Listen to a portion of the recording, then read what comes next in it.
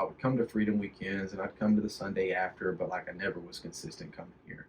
Um, and partly because I have friends that I've known since I was a little kid, and I'm kind of the no new friends kind of person, you know. Mm, I've yeah. always kind of been a little antisocial, a little bit more isolated, and so I'm not trustworthy to strangers so much.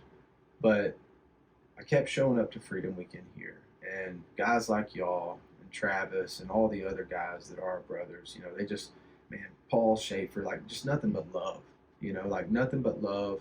Even though I look different and I may act different or I say things different or whatever, it's like you're welcome here, man. You know, like however much of an outcast you are, this church has done a good job at welcoming those outcasts. And right at that time, I had this dream.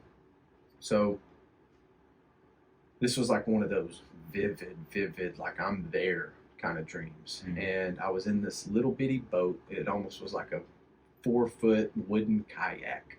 And I'm sitting low in the water, and it's just this winding river going through a desert. Sand endless on each side. There wasn't huge sand dunes or anything. It was just like a flat desert I was in. And just this random river that I'm flowing through. And I didn't have a paddle, nothing.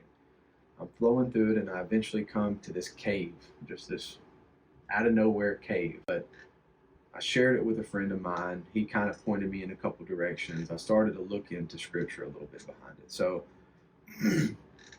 first of all, I'm in a wooden boat. So this wood, it symbolizes or represents the earthly vessel. Okay, a boat is a vessel, contains us. All right, so our spirit and our body. This is our earthly vessel. So the stream, it's a symbol of God's provision and guidance in a barren land in this desert. No paddle equals no control. I'm going wherever the river's taking me. It represents God's guidance. When you're deceived, you don't know you're deceived, or you're going to be deceived. Yeah. So I'm out of captivity, and I'm going through the wilderness at this point. The waters representing the cleansing nature of God. In the low position in the boat, I'm sitting down like in the water. You know how you would in a kayak, but like think that kayak's heavy.